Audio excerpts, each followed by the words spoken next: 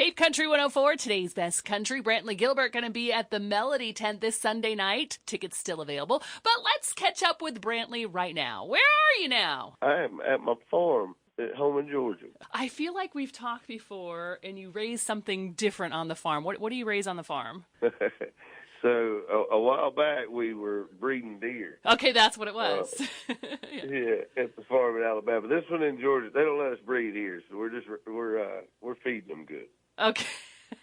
So what is the give me a picture of what the farm is like? Oh man, it's a beautiful place. I looked for 15 years around home here to find one, and it took that long for the right one to pop up. But it's a beautiful place. You got a lot of water on it. So there's good fishing on it, good hunting on it. With these kids, man, you very seldom come across a kid that grew up on a farm that doesn't understand work ethic and discipline and that kind of thing. So I was thinking about that just the other day because I was lucky enough to grow up in the country. At first it was just the country, and then we moved and had a farm, and I definitely learned a work ethic from that. And I just feel, even beyond the work ethic, I feel really grateful to have been able to play out in the woods and things. That's like I never realized, lots of people didn't have that opportunity, Oh, yeah. My son said the other day, he said, "Daddy, you know what?" He said, "I don't need toys at the farm."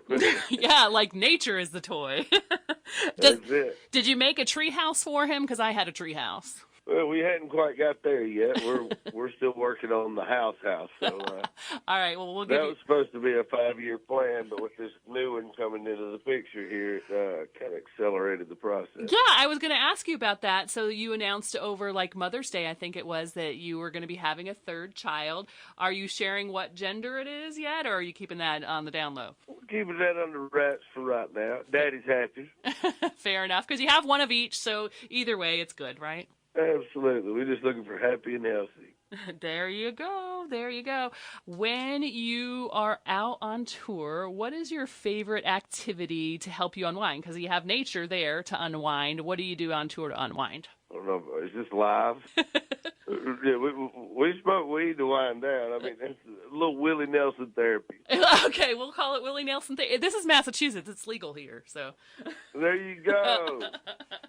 I do believe we were one of the first states to legalize marijuana, so we were ahead of the curve. Oh, I love Massachusetts for several reasons, and that's a new one. All right, well, what are the other reasons? I would love to hear. Man, you know what? It's so far from home, and growing up, I don't know why, but I didn't leave Georgia much until I really started traveling and playing music, and I just had this thing in my head that once you got above the Mason-Dixon line, that everything was a city. When I started traveling and got up north and saw that there were country folks in northern states, it blew my mind. I got to Massachusetts, and we played Boston, and you see these jacked up trucks riding around in downtown Boston, and I was like, okay, we're on to something. There's rednecks here up here too. They just talk different. Yeah, we call them hicks here. Well, there you go. Because I remember I grew up here in Massachusetts and moved to North Carolina, and it was all redneck this, redneck that, and my sister's like, "What are these rednecks you're speaking of?" I'm like, "Oh, hicks from where we're from." She's like, "Oh, okay." Okay, I get hilarious. It. All right, we're speaking with Brantley Gilbert, his Off the Rails tour, hitting the Melody Tent this Sunday night. Tickets still on sale. So I saw this headline about you, Brantley, how Colt Ford credits you with saving his life. What happened with that? Oh, well, man, the first time we checked our schedules, and we haven't played that close together, that far away from home in 20 years. Wow. Without being on the same show. But he was playing one side of Scottsdale, I was playing the other, and okay, out in Arizona. Long story short, I got done with the meet and greet after the show, and Damon Jones had called me 10 times. Oh, okay, so he's on tour with Colt. So I called him back, and I was like, "Hey, dude, you okay?" And he said, "Man, my guy's out with Colt." And he said, "There's an ambulance." And okay.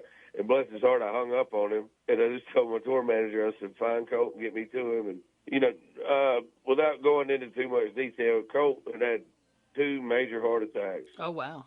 And, we were at the hospital, I won't say which one, up there, and it just, it had been 8-9 hours, and we hadn't heard anything. And that was kind of scary to everybody in the room because, surely in 8 to 9 hours, you got something to report on. You know what I mean? Yeah. you should be able to tell us something positive if there's something positive going on. But I got to a point where I was really ready for him to be in another hospital. So we'll just say that. So you moved him to a second hospital that ended up saving his life? Yeah, he ended up at the Mayo Clinic Woo. in Scottsdale, and man, they saved his life. Okay, yeah, I mean, the Mayo Clinic does know what they're doing, for sure.